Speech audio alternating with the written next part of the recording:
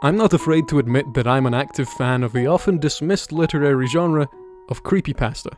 Or no sleep, if you want a less undignified name, or even amateur horror stories if you're a fan of actual words. Creepypasta often gets a bad rap due to its historically low standards, often laughable concepts, and perhaps most notoriously, a certain portion of the community which I will absolutely elaborate on later. But among every mountain of ridiculous, predictable, or downright terrible stories, there are ones that will profoundly affect you, be it because they delve into the darkest recesses of the human imagination, or they are genuinely engaging pieces of fiction that explore themes that few other media types dare to, or because they are so exceptional that they redefine your perspective on the purpose of horror and fiction as a whole. Of course, this does not determine which ones become famous, because, goddammit, why would it? No, the famous ones are typically the ones that have spooky pictures, e.g. Jeff the Killer, Smile Dog, and perhaps most infamously, Thin Fellow, Malnourished Bloke, Long Craig, Slender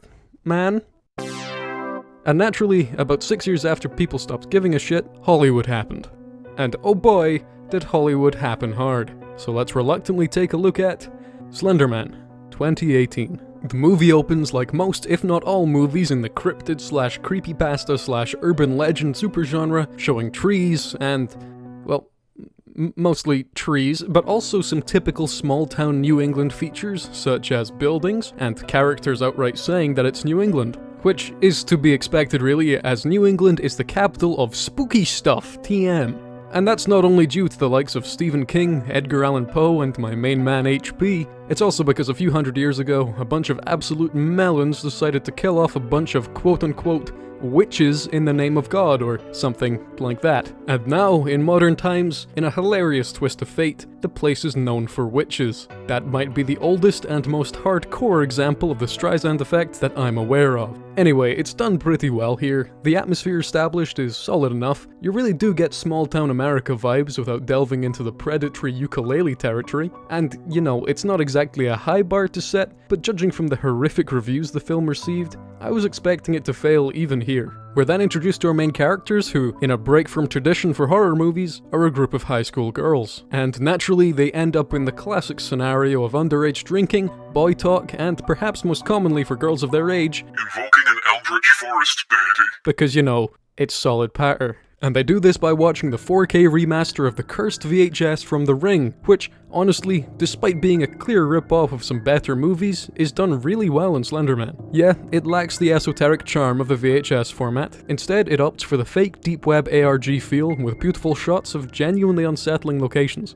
Well, actually, it's pretty much just trees, but they're beautifully shot trees. The two best parts of it are this haunting image of what's an eloquent way of saying weird-looking tree? And secondly, this aerial shot of the forest, because that is Northern Lights cannabis indica. But then they kind of ruin it by going into this mad anti-epileptic crusade that I'm going to filter so I don't accidentally kill anyone. But the main thing I don't really understand is, why do they have to summon Slenderman at all? Now, I understand that there's no one correct canon for Slenderman, so they're free to do what they want with him. But in almost all media I've consumed about him, he's almost always depicted as basically being a weird cryptid, like Bigfoot, Mothman, Skinwalkers, etc. You know, just a weird anomaly that melds the supernatural with the natural. But instead he's given an almost demon-like status here, which just seems odd to me. Giving people the ability to summon him gives those people a level of power that kinda defeats the purpose of the mysterious cosmic entity vibes. But that's just a nitpick and simply a matter of taste, so let's move on. Hey, you ever wondered what a melted human face looks like?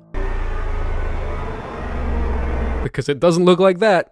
Let's start a counter. I will say that so far they have been remarkably reserved with jump scares, in that there haven't really been any. Whenever I see a poorly reviewed horror movie, I expect a ton of bad jump scares, or alternatively, a lack of any kind of horror whatsoever, and so far, I've been pleasantly surprised. Most of the horror in the first act comes from long, brooding shots of spooky trees, which is a factor in like 80% of horror movies, but it's actually for a good reason here. Take yourselves back to the year of our Lord 2012, Mr. S. Lenderman was at his peak popularity, and if you were to think of him, three things would come to mind. The original post on the Something Awful forums, Slender, the game, and Marble Hornets, the web series. Also, like, 500,000 terrible creepypastas, /fics, and... But let's purge all of that from our collective memories for now. And Slender was a game that was almost entirely slow, brooding exploration of a dark forest, so far, that's 1 point for accuracy. You can tell that I'm grasping at straws at this point when trees is an argument in the movie's favor. Outside of the forest scenes, however, the editing is very odd. There are several times in the film where they, seemingly randomly, slap the big old slow-mo button. While watching it, I thought they were doing it in some contrived attempt to add some drama to the scenes, but upon the credits rolling, I saw that the film barely squeezed past the 90-minute mark. And just like that, I lost my final dash of youthful optimism. It's not only that though, nothing is given any time to breathe.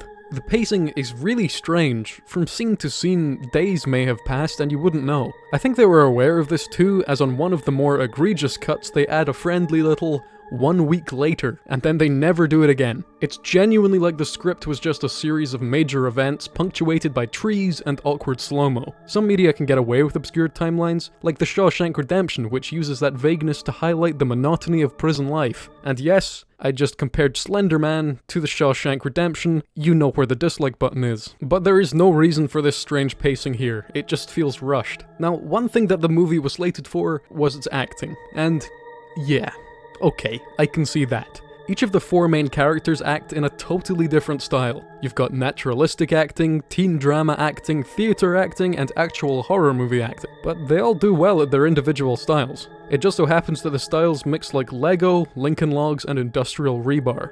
The movie was even nominated for a Razzie for Worst Supporting Actress, which is entirely unfair. Hell, I'd even say that some of the performances are genuinely great, especially the character played by Annalise Basso, who puts on a performance better than most other horror protagonists, and oh look, they get rid of her within the first 20 minutes.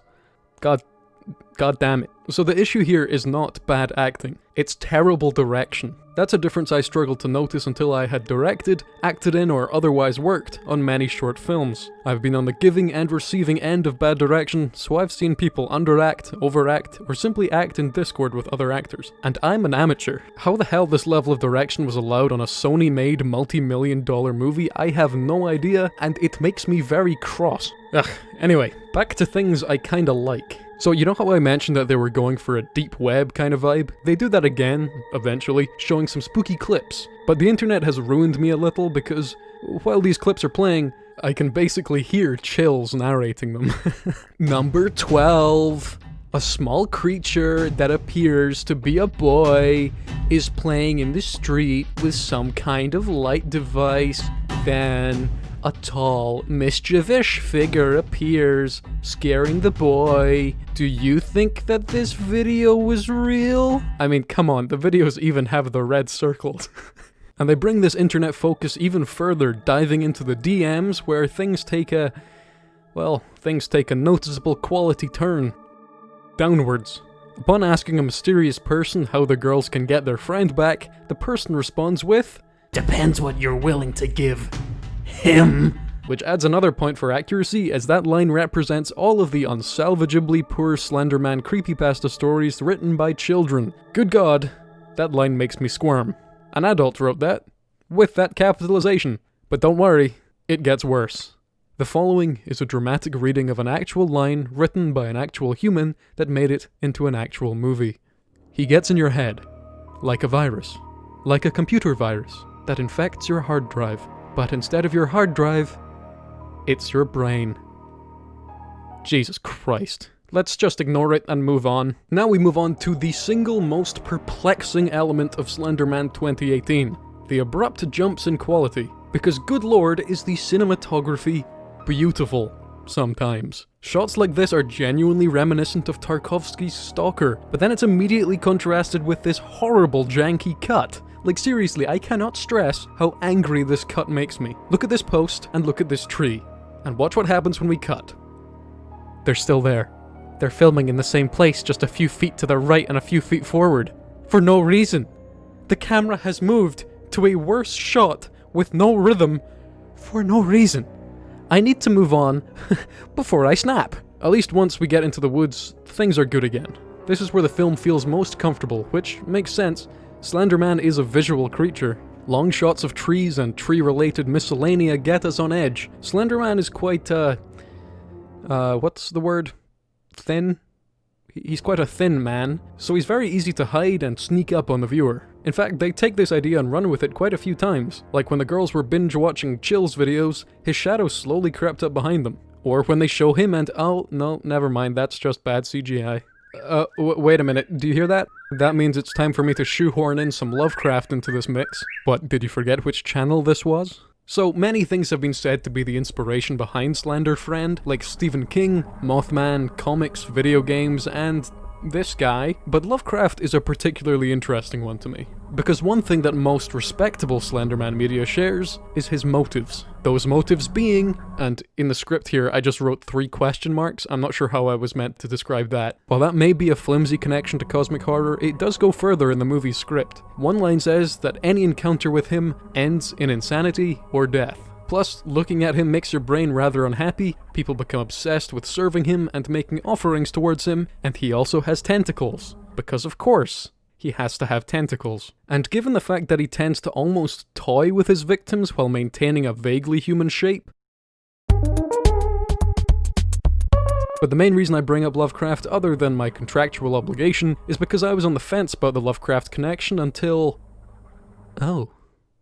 Yeah, that'll do it. Well, back to frustrating things. The following scene— one of the girls is being stalked by Slenderman through her phone camera, and it's spectacular.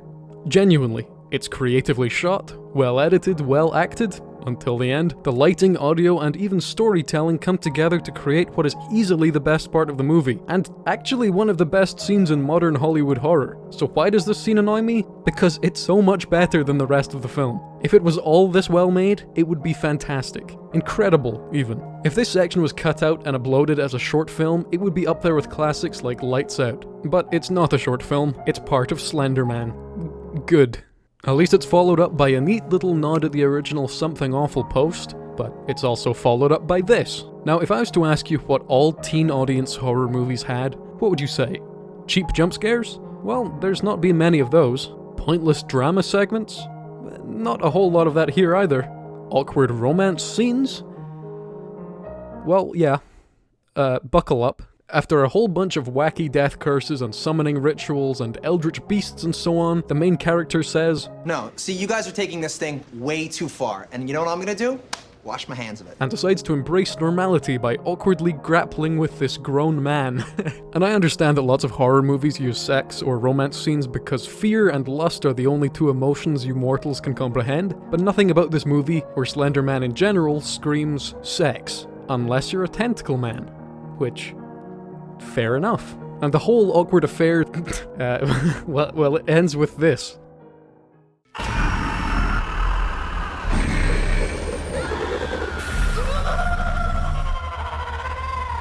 I'll be honest, folks, it's not the strongest scene in the movie. In fact, it's quite shit. But don't worry, it's not the last questionable horror scene.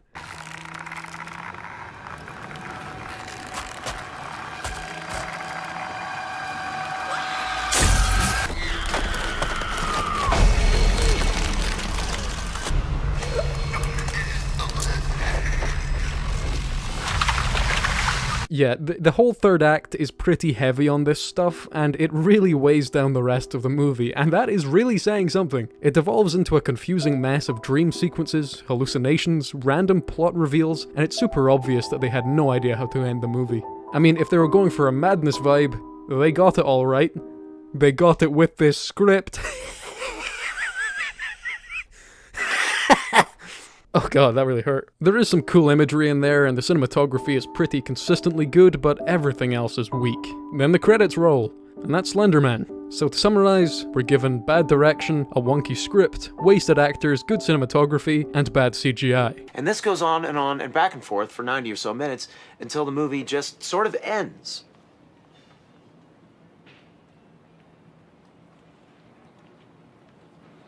That is brilliant! I mean, it definitely had good moments. Some really good moments, actually. I mean, I would never call it a good movie, but did it deserve the absolute onslaught of hate that it received?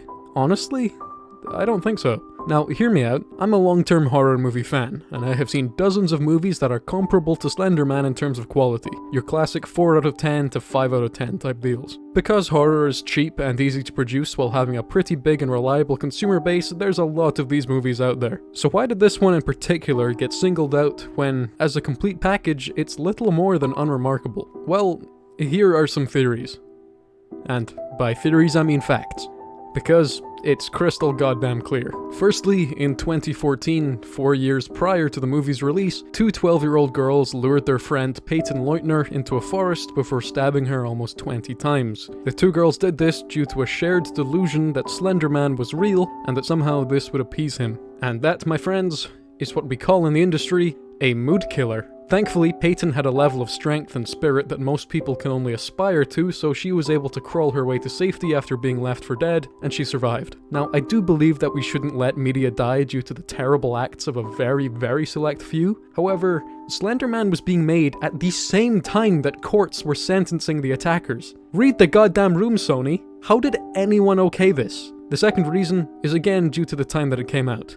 Many years after Slender Man stopped being relevant. It just ended up feeling like an out-of-touch studio was attempting to appeal to an audience they don't understand, which is, well, that's actually exactly what happened. Huh.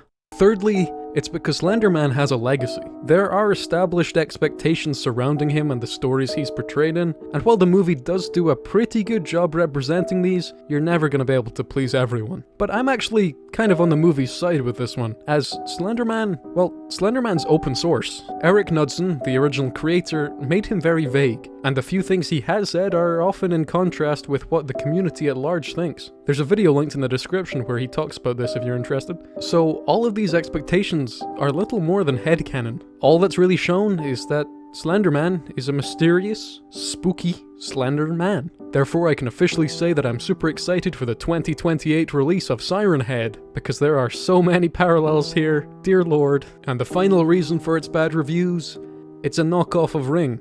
Yeah, it's that simple. Some of you may still be interested in watching the movie, and I can't blame you, it is intriguing, but here are some better movies that may scratch that particular itch. Movies about creepy forests? The Ritual. Movie about teens getting wrapped up in dangerous business? Summer of '84. Exploration of an urban legend? The Blair Witch Project. Exploration of trauma on youngsters? The Dark. The Ring? The Ring. Cursed Media? Sinister. Cosmic Tormentors? Hellraiser. Corruption? Hell House LLC, and I could go on. There are many better movies than Slender Man. But hey, at least it's better than The Bye Bye Man, and Bedeviled, and Polaroid, and Truth or Dare, and Bird Box, and the new Blair Witch movie, and Actually, I need to stop listing movies before I get cancelled.